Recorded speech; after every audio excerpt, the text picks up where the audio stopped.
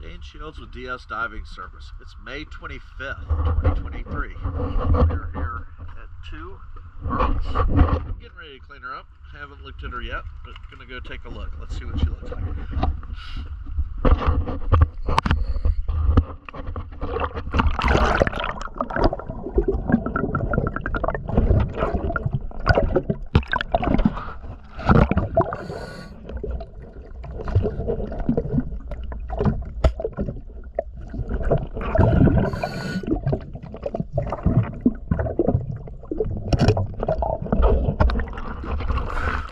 Well, we don't have to see much more than that. She definitely needs to be cleaned up before we go to the Bahamas. I'm going to get these brackets cleaned up really good. I'm going to document that in after video.